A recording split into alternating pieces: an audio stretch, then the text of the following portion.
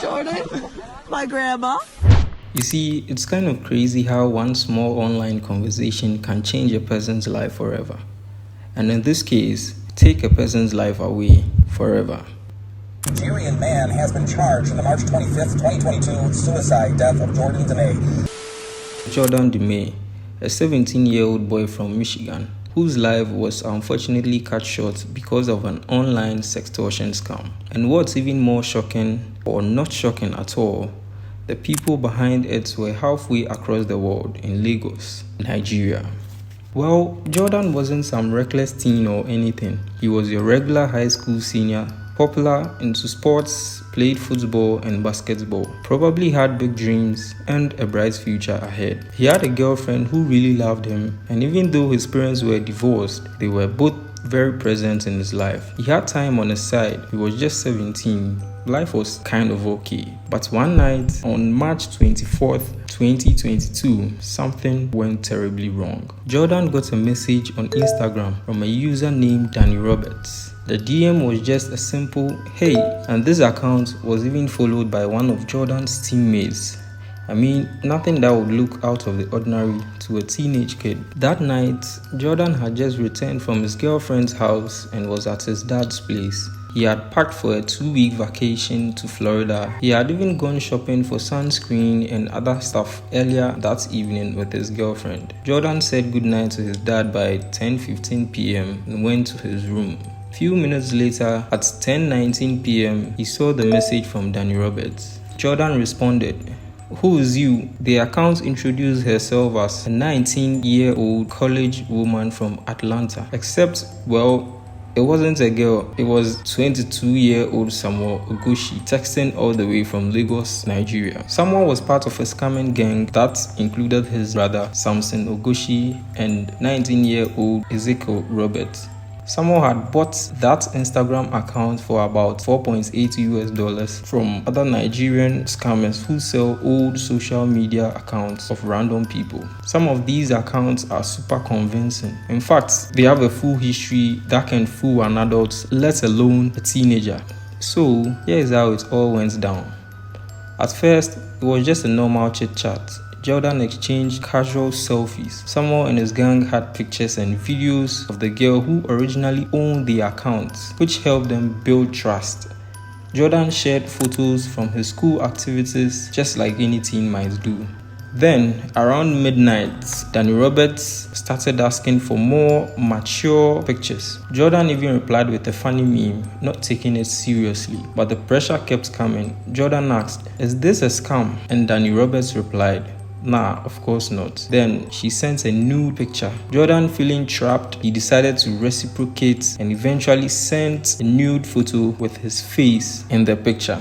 That's when everything actually began. Now that Jordan was hooked, the other members jumped in. Ezekiel took over the chat while Samson started gathering information, usernames of Jordan's friends, family, classmates, teachers, basically anyone he could find online related to Jordan. He even made a collage of Jordan's nude photos surrounded by images of his contacts. Then came the threats. Samson wrote, "I have screenshots of all your followers and tags and can send these nudes to everyone and also send your nudes to your family and friends until it goes viral. All you have to do is to cooperate with me and I won't expose you. Are you gonna cooperate with me? Just pay me right now and I won't expose you." Jordan was shocked and still processing everything. The blackmailers demanded $1,000. Jordan, just a high school kid working at McDonald's, had only $355. To try to satisfy them, he sent $300 via Apple Pay.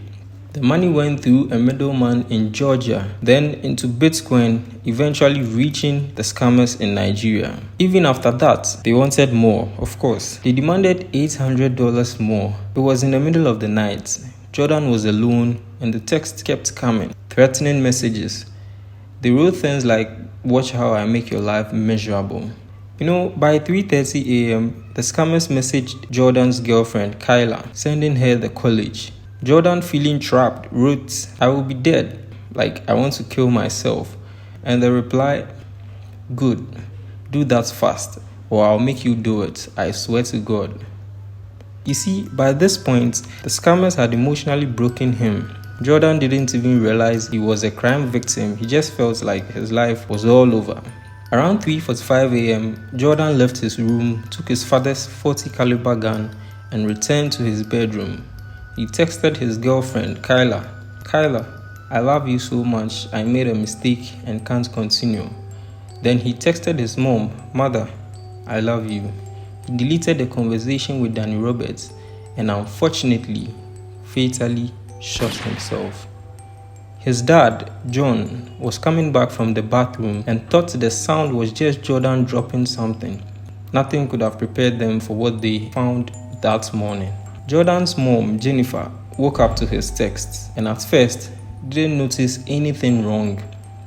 But when she couldn't reach him, she called Kyla. Panic started setting in. John then checked the house and found Jordan sitting upright on his bed, the phone on his lap, blood splattered on the wall. Jordan had been happy, excited for his Florida trip, a star at school and loved by everyone who knew him. His parents were devastated, asking why. Detectives arrived after the 911 call. The room was messy, but his bag was packed, alarm still set. Nothing suggested he was unhappy. There was no suicide notes. They collected his phone, the gun, and the cartridges as evidence. Kyla, his girlfriend, had no idea what had happened. She had been with him the night before, wondering what mistake he meant in his last text. Then the devastating news arrived. Now, you might think these guys are in Nigeria, right? So how could the US even catch them?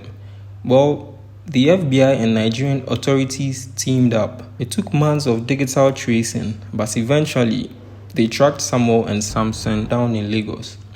They were extradited to the US, which by the way doesn't happen often, and faced trial in Michigan. A third suspect, Ezekiel Roberts, is still waiting to be extradited. During the investigation, the FBI found that the Ogoshi brothers had targeted over 100 victims across the US. At least 11 of them were minors. In court, both Samuel and Samson admitted to what they had done. They pleaded guilty to conspiracy to sexually exploit minors. The judge didn't hold back either. He called their actions a callous disregard for life, because even after Jordan died, they continued targeting other victims like nothing had happened. In the end, they were each sentenced to 17 years and 6 months in federal prison, the first Nigerians ever successfully prosecuted for sextortion in the US. During the hearing, they apologized to Jordan's family. One of them said, "I'm sorry to the family. We made a bad decision to make money, and I wish I could change that." But you see, no amount of apology can undo what had happened. Now, here is the sad truth. Sextortion isn't rare anymore. It's a massive problem, especially among teenagers. Jordan's story has inspired new awareness campaigns in the US. His mom, Jen, said her mission now is to warn other parents and teens about sextortion. In her own words, financial sextortion is the fastest growing crime among our teenagers. Change will happen when someone is finally held accountable for what's happening to these kids.